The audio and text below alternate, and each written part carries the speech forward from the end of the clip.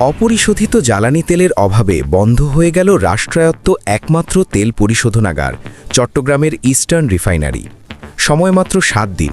হ্যাঁ, ঠিক এক সপ্তাহ পর যে রিফাইনারি সারা দেশকে সচল রাখার জ্বালানি যোগায়, সেখানে এখন অপরিশোধিত তেল বা ক্রুড অয়েলের মজুদ শূন্যের কোঠায়।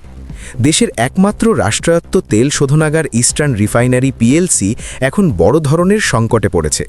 দর্শক, আপনি কি একবার ভেবে দেখেছেন যে দেশের প্রতিদিনের চলাচল, পরিবহন, শিল্প, এমনকি আপনার বাসার জেনারেটর পর্যন্ত যেটার উপর নির্ভর করে, সেই জ্বালানির উৎস যদি হঠাৎ থেমে যায়, তাহলে কি হতে পারে?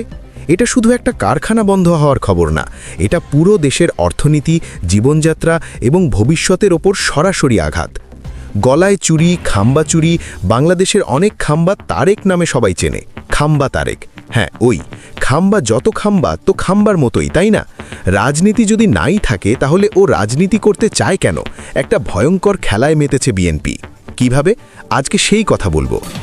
রাজনীতি যখন বাস্তব সমস্যাকে কেন্দ্র করে না, বরং সংকটকে কাজে লাগিয়ে বিশৃঙ্খলা তৈরি করতে চায়, তখন সেই রাজনীতি দেশের জন্য বিপজ্জনক হয়ে ওঠে।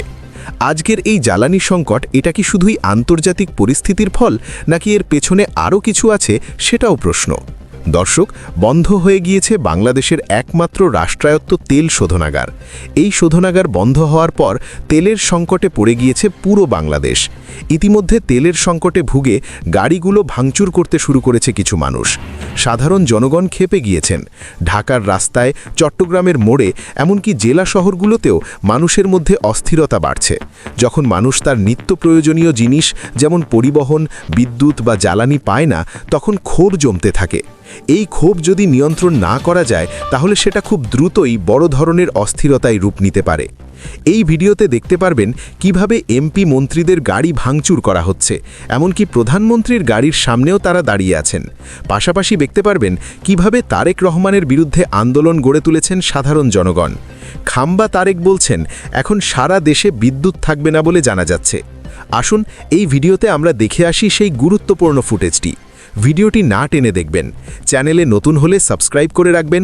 একটি লাইক দিয়ে পুরো ভিডিওটি শেষ পর্যন্ত দেখুন, কারণ এই ভিডিওর শেষ পর্যন্ত থাকলে আপনি পুরো বিষয়টা বুঝতে পারবেন আসল সমস্যা কোথায় এবং ভবিষ্যতে কি হতে পারে। অপরিশোধিত জ্বালানি তেলের অভাবে বন্ধ হয়ে গেল রাষ্ট্রায়ত্ত একমাত্র তেল পরিশোধনাগার চট্টগ্রামের ইস্টার্ন রিফাইনারি। পর্যাপ্ত ক্রুড না থাকায় 3টি ইউনিটের মধ্যে 2টি মঙ্গলবার দুপুর থেকে উৎপাদন বন্ধ করে দেয়া হয়। এতে জ্বালানি তেলের ভোগান্তি আরও বাড়ার আশঙ্কা দেখা দিয়েছে।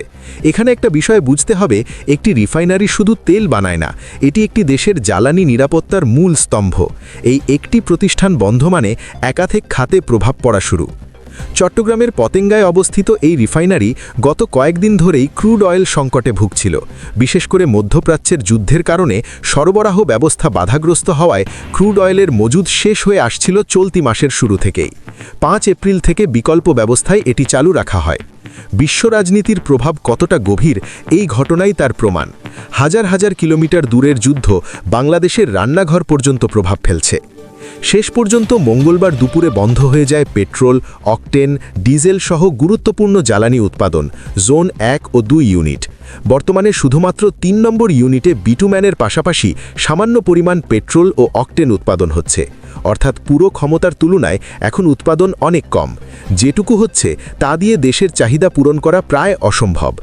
ক্রুড অয়েলবাহী একটি জাহাজ সৌদি আরবে আটকা পড়ায় মূলত এই সংকটের সূত্রপাত। প্রতিদিন প্রায় 4000 টন জ্বালানি পরিশোধন করা হয় এই রিফাইনারিতে।